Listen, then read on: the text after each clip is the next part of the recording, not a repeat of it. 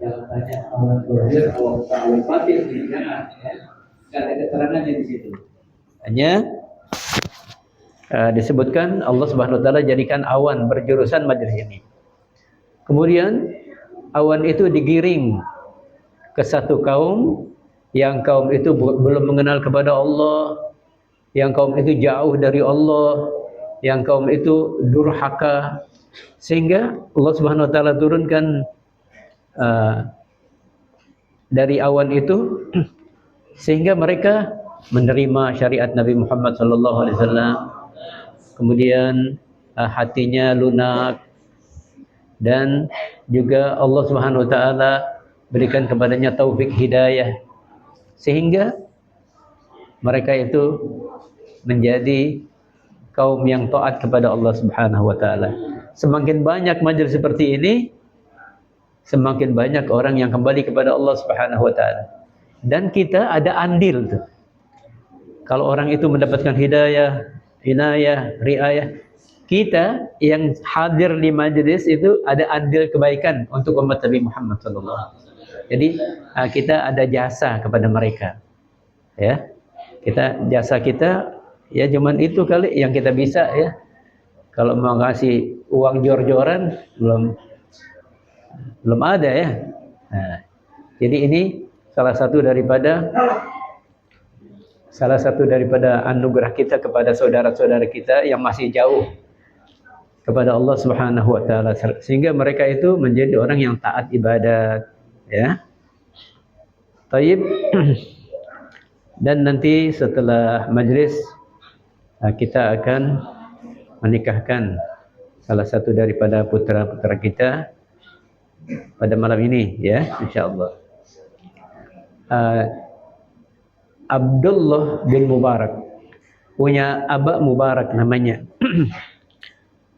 Awal mula dia mantan budak, kemudian dipekerjakan oleh saudagar kaya raya. Itu pohon anggur berlimpah anggurnya, ranum-ranum tuh buah, ya, itu buahnya ranum-ranum. Nah, di saat ingin panen, ini saudagar tadi bawa kawan-kawannya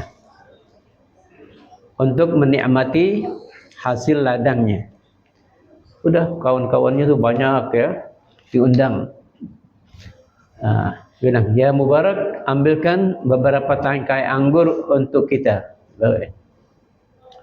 Itu tuannya nyobain sampai matanya berair. Ya Mubarak, carikan yang manis, ya kan? Carikan yang manis. Cari lagi di pohon yang lain yang warnanya agak sedikit hitam kelam, tentu manis ini. Dicobain sama tuannya, na'udzubillah min dzalik, asam banget. Berapa pohon dia? Ya Mubarak, kenapa engkau bawakan kepada kita anggur yang asam?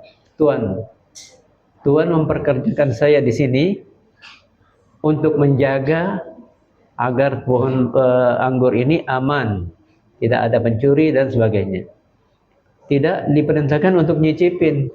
Jadi dia berapa lama tuh di kebun itu belum pernah nyicipin. Kalau kita mungkin ada bukan di udah berapa tangkai yang kita cicipin gitu, ya. Dia belum pernah merasakannya. Sampai dia nggak tahu itu pohon anggur manis apa asam. Betapa kagetnya tuan ini. Udah berapa hari kemudian dipanggil nih, privat deh, ya, diajak bicara. Ya Mubarak, saya ini punya putri yang orang katakan putri saya cantik. Ada beberapa pejabat teras kerajaan meminang, tapi hati saya nggak terima. Hati saya nggak serak. Coba kasih penjelasan kepada saya, Tuan. Mereka di zaman jahiliyah mencari lelaki yang bernasab luhur. Kalau orang Yahudi mencari pemuda yang berlimpah harta. Kalau orang Nasrani mencari pemuda yang tampan. Kemudian umat Nabi Muhammad SAW diperintahkannya orang yang beragama kuat. Silahkan Tuan saring sendiri deh. Mau yang mana gitu.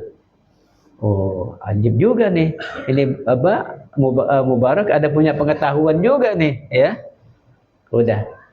Akhirnya dia musyawarat sama istri dan anaknya, bagaimana kalau Mubarak kita angkat sebagai mantu kita. Agamanya bagus, sifat amanatnya juga kental, ya. Alhasil cocok deh Abah. Subhanallah, dinikahin mantan budak sama perempuan yang merdeka tuh, yang cantik wa kaya raya. Kalau antum mau gak begitu? Hah?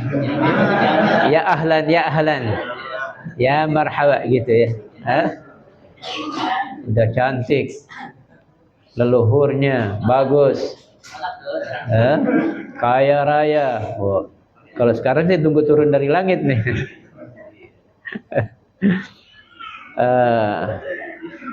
Datang seorang kepada Tuan Guru. Tuan Guru, saya ingin nikah. Lau samah kalau boleh Tuan Guru. Nikahkan saya dengan perempuan yang kriterianya begini, begini, begini, yang ada di kitab. Itu kriterianya yang ada di kitab. Udah, ya akhir pulang nih. Berapa bulan datang lagi. Bagaimana Tuan Guru?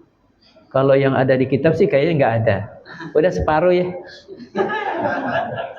Separuh yang ada di kitab. Udah. Balik lagi. Bagaimana? Harta separuh juga kayaknya nggak ada. Udah yang mana aja yang penting zuat.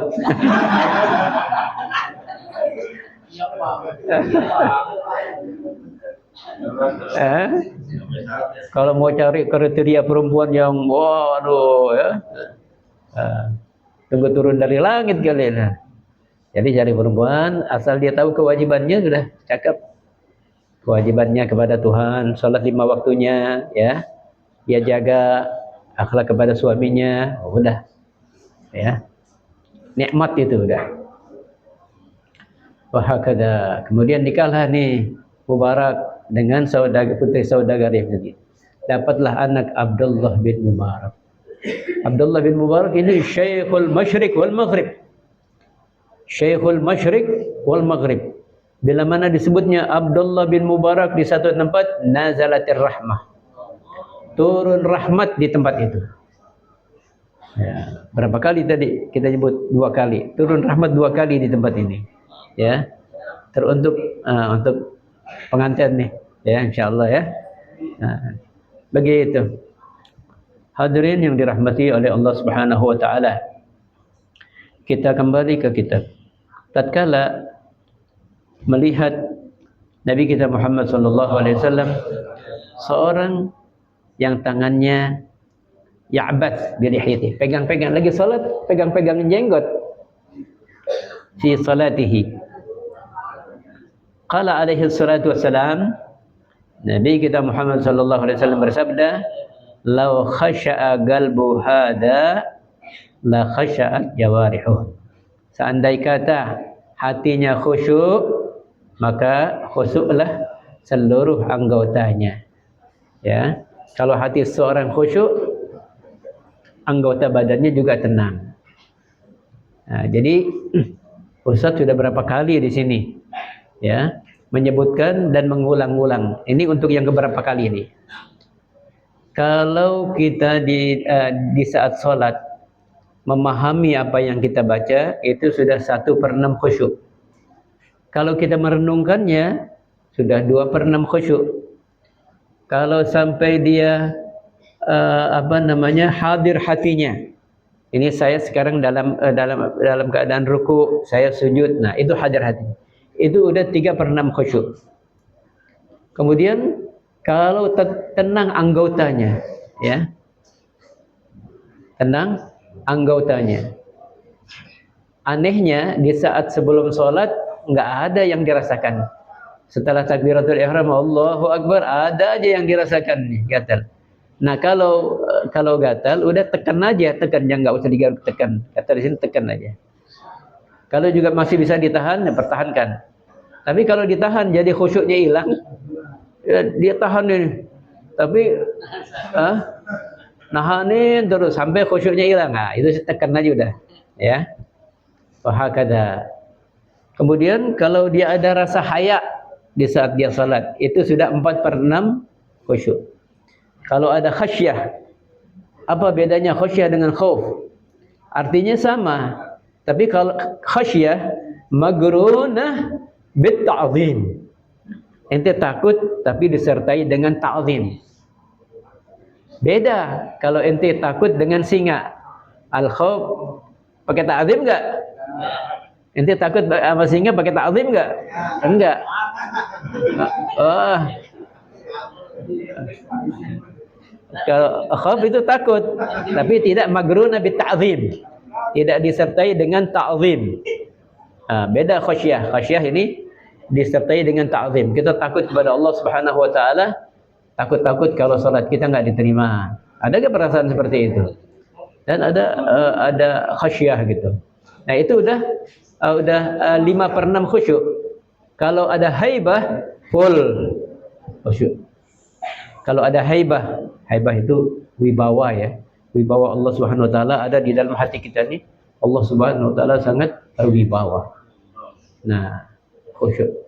Kalau seandainya seorang hidup 60 tahun, di dalam 60 tahun itu ada salatnya yang diterima satu, yang bagus deh. Dari awal takbiratul ihram sampai salam. Sara waliyan, jadilah orang itu wali. Ya. Jadilah orang itu wali min awliyaillah. Oleh karena itu salat itu perhatikan wudunya. Kalau wudunya baik, nanti Allah baikkan salatnya. Kalau salatnya baik, Allah perbaiki urusan dunianya. Diperbaiki urusan dunianya, diperbaiki oleh Allah Subhanahu wa taala. Wa hakadha. Nah, tayyib. Maka menerangkan bahwa khusyuk anggota itu termasuk daripada khusyuk hati. Kalau anggotanya tenang, hatinya berarti juga tenang. Wa annahu la kamala lis-salati. Tidak sempurna bagi salat itu tanpa khusyuk. Bahkan ada yang menjadikan khusyuk itu rukun. Rukun yang ke-19. Kan rukun salat ada 13. Ada juga yang mengatakan 17 dengan dipisah-pisah tumakninahnya. Ada juga yang ke-18. Kira-kira yang ke-18 itu apa ya? Yang ke-18 itu niat keluar dari salat. Waktu ini Assalamualaikum warahmatullahi, dia niat keluar. Itu ada yang mengatakan itu termasuk juga daripada rukun salat, niat keluar. Yang ke-19-nya nih Imam Ghazali. Apa? Khusyuk. Khusyuk termasuk rukun daripada rukun salat. Ya paling tidak sebelum salat itu jangan lupa qul a'udzu birabbin nasnya. Ya, paling enggak rabbi a'udzubika min hamazati syaitan wa a'udzubika rabbi ayahdurun. A'udzubillah, jangan lupa. Hadirin yang dirahmati oleh Allah Subhanahu wa taala. Sungguh telah berkata as-salafus salih ridwanullah taala alaihim, man arafa, siapa yang mengetahui, man ala shimarihi, orang yang ada di samping kanannya, wa shimarihi, dan siapa yang di samping kirinya, dia tahu. Wa huwa fis salati, sedangkan dia dalam salat. Nengok kali ya? Atau bagaimana? Nah, waktu salat sudah fokus ke tempat sujud, ya. Jangan, ini siapa nih samping saya nih? Samping kanan saya siapa? Kiri saya. Kalau dia tahu di sini falaisa bi khasyi', maka orang itu tidak khusyuk. Dah. Jadi kalau di dalam salat pakai kacamata kuda, ya, fokus gitu. Oleh karena itu sebagian pada tutupin ininya biar khusyuk. Apalagi kalau ngeliatin pelapon-pelapon, di sini ngeliatin pelapon. Kan sekarang pelapon-pelapon didekor ya, diindahin, jadi kelihatannya bagus, senang gitu. Wahakadha hadirin yang dirahmati oleh Allah Subhanahu wa taala, ya. Saya cukupkan sampai situ dulu ya. Nah, mudah-mudahan sedikit bermanfaat. Wallahu a'lam. Al-baqiyatus salihat, subhanallah